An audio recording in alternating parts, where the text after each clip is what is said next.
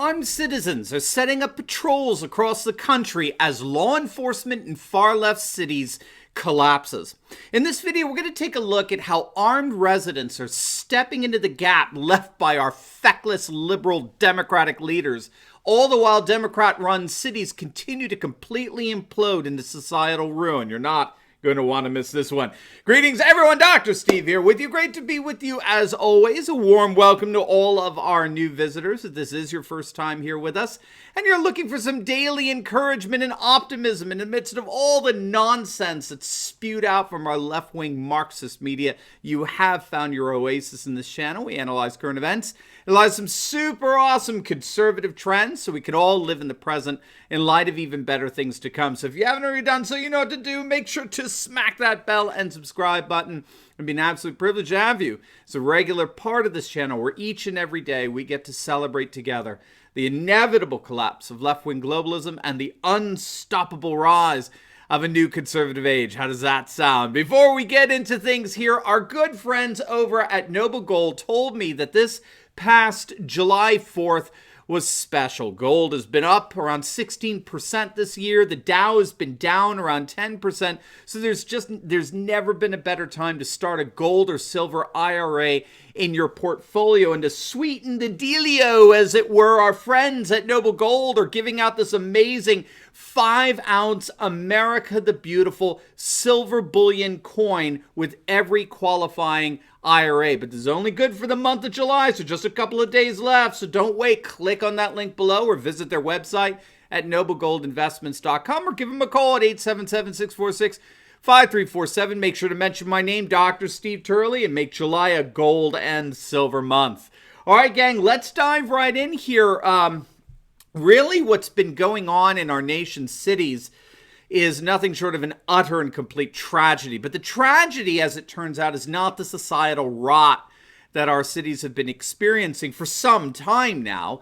No, as it turns out, the tragedy is the Democrat Party itself, which has single-handedly destroyed virtually every one of our nation's cities.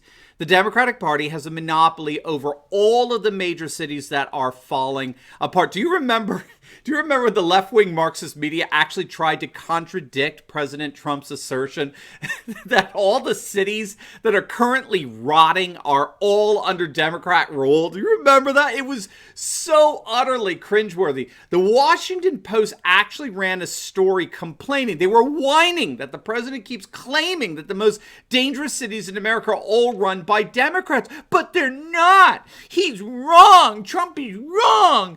Those rotting and degenerated cities in our nation, they are emphatically not all run by Democrats. That's not true. Stop saying that. These leftist activists disguised as journalists at the Washington Post actually ran this article. And what did it do? Well, Trump said that you look at the 20 most violent, horrific, dilapidated cities in the nation. They're all 20 are run by Democrats. 20 out of 20. The cities are a disaster precisely because Democrats are a disaster. And so this left-wing activist disguised as a journalist over at the Washington Post tried to prove Trump wrong. And so what he did is he compiled a list of the 20 most violent cities in the nation, according to FBI statistics, which showed cities with the most violent crime in total, as well as the most violent crime per capita. And the article listed out city after city after city after city. And they were virtually all run by Democrats. Of the top 20 most violent cities outright, 17 of them are run by Democrats. 2 by independents, although I'm sure the city councils are dominated by Democrats.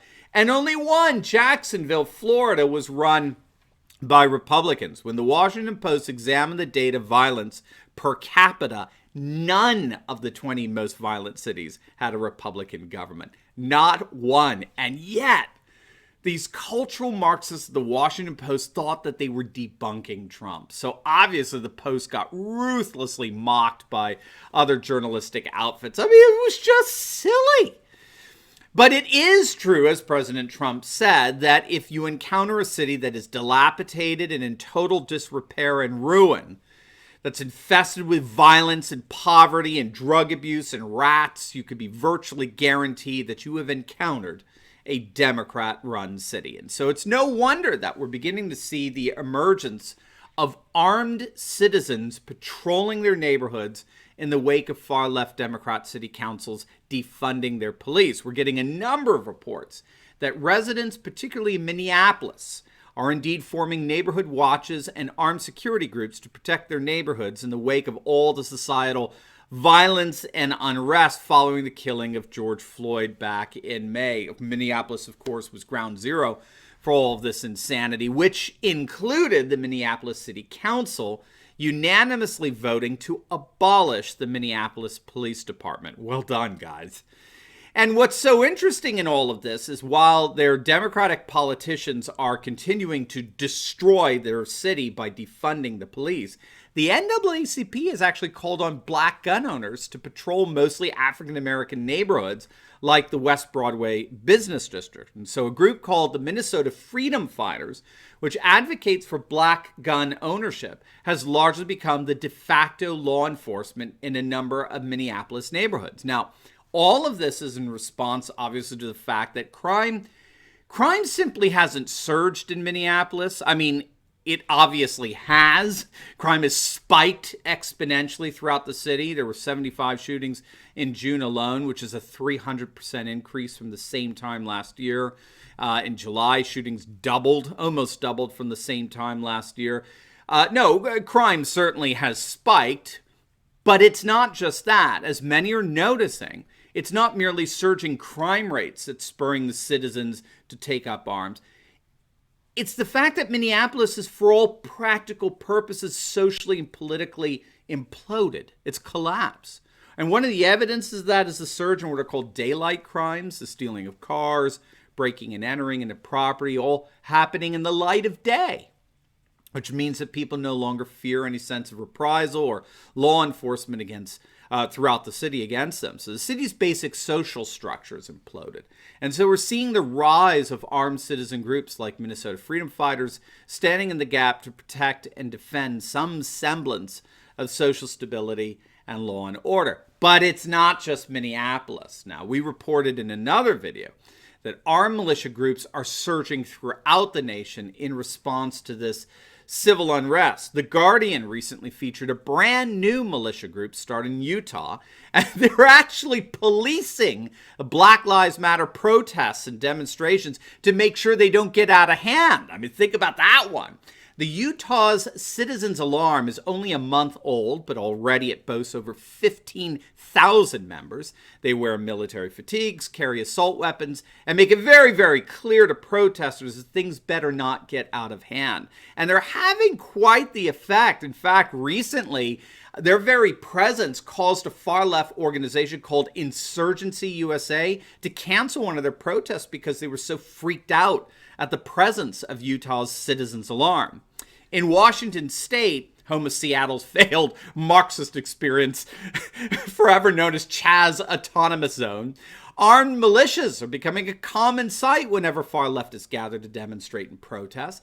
And it's so pathetically funny because you have the left-wing activists disguised as journalists, okay? The hecklers disguised as reporters, actually questioning whether or not these militias are doing what they're doing is legal. Now think about that, because you have Black Lives Matter, right? It's been engaged in mass lawlessness throughout the nation, destroying monuments, torching businesses, defacing property, causing hundreds of millions of dollars in damage, not to mention violating those all-important, non-negotiable mask mandates we heard about, right? Don't forget that. You have this utterly mass lawlessness swell across the nation, and these leftist Marxists disguised as journalists want to inquire as to whether armed militias showing up at protests are legal or not. I mean, it's insane. It's insane, and it's precisely why these armed residents are surging throughout the nation in the first place. We now know we cannot depend on leftist liberals to protect us. We emphatically now know that. And so we're going to have to protect ourselves in conjunction and cooperation with law enforcement officers who have also been thrown under the bus by the far left. And the good news is that in the midst of all the societal rot that is the Democrat Party, and it is the inevitable consequence of anywhere they hold a monopoly like our nation's cities, the good news is that responsible citizens throughout the nation are indeed rising up to stand in the gap of our feckless far-left leaders. And as such, they are assuming the mantle of true leadership for the restoration of law and order in our nation. Now, before you go, you will definitely want to check out my latest video. I just uploaded it on the Black Lives Matter mural in front of Trump Tower, New York City, getting utterly destroyed. And it's all happening as polls show a majority of whites are rejecting Black Lives Matter. You're not going to want to miss this. So make sure to click on the link, and I will see you over there. God bless.